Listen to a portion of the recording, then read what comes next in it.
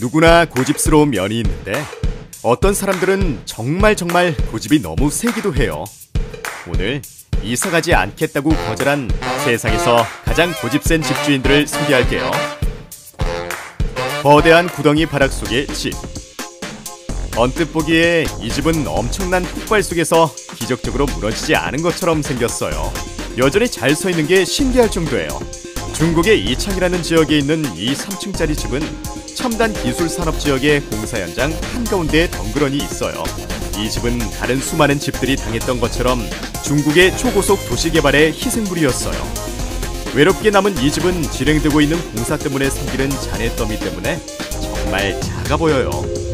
이 집주인은 지방정부기관과 2년 동안 싸워서 이사가는 것을 거부했어요. 2011년에 양 씨는 정부가 제시한 이주 보상금에 대해 동의하지 않자 개발업자들은 양 씨에게 물과 전기 공급을 중단시켰어요. 양 씨의 며느리가 출산을 하느라 양 씨와 가족들이 잠깐 동안 임대 아파트로 옮겨 살았는데 경제적인 이유 때문에 집으로 다시 돌아와야 했어요. 가족들은 수키로 밖에서 떨어진 강에서 물을 길어오고 촛불이나 작은 램프로 불을 밝힌다고 하네요.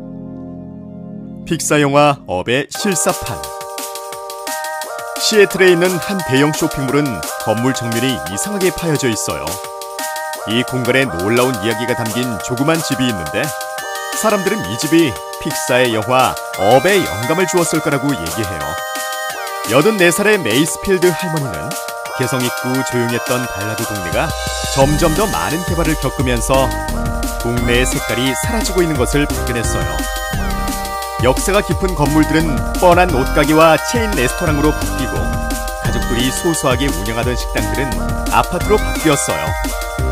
개발업자들이 할머니가 살고 있는 땅에 쇼핑몰을 지으려는 계획서를 들고 조그만 2층짜리 집문을 두드렸는데 할머니는 집을 팔려는 제안을 단번에 거절했어요. 업자들은 할머니에게 땅을 파는 대가로 수십억을 준다고 했지만 그래도 할머니는 꿈쩍도 하지 않았어요. 그래서 할 수 없이 업자들은 할머니 집 주변으로 건물을 지어야 했죠. 그런데 어쩌다 보니 할머니는 베리 마틴이라는 건설 책임자와 친해지게 됐어요. 시간이 지나면서 이 건설 책임자는 할머니를 돌보기 시작했는데 할머니에게 약을 챙겨드리고 식료품을 사다 드려서 나중에는 이 고집센 할머니와 엄청 친해지게 됐어요. 그는 어느 날 할머니의 살이 빠지고 있는 것을 알아차리고 할머니를 병원으로 모시고 갔는데 이때 할머니에게 췌장암이 발견돼요. 할머니는 87세의 나이로 세상을 떠나면서 정말 생각지 못한 일을 해두었어요. 그 집을 베리에게 준다는 유언을 남긴 거예요.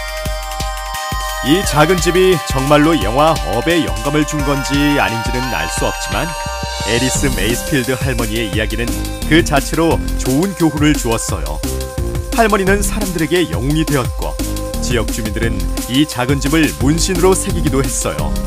심지어 할머니의 이 용기 있는 행동을 기리는 음악 축제도 생겼다고 해요.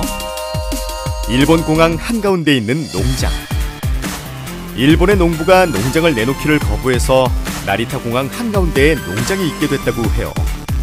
더욱 놀라운 것은 농장이 활주로와 정말 가까이 있는데 비행기가 이착륙할 때마다 생기는 진동을 별로 신경 쓰지 않는다고 해요. 공항이 개발한 이후로 매일 90대의 비행기가 농장 위에 고작 30에서 40m 높이로 이륙과 착륙을 하고 있어요. 이때 발생하는 소음이 100데시벨을 넘기는데 이것은 고가철도 아래에서 듣는 소음의 정도와 비슷하다고 해요. 이렇게 된 것은 나리타에 사는 지역 주민 일부가 정부가 수용권을 써서 자신들이 오랫동안 살고 있던 집과 농장을 떠나라는 지시에 화가 난 것이 발단이었어요. 결국 법적 투쟁을 벌여서 사람들은 농장을 안 떠날 수가 있었죠.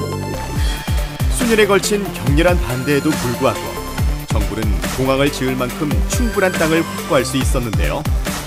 대신 계획했던 대로 활주로 3개가 아닌 1개만 지을 수 있었다고 하네요.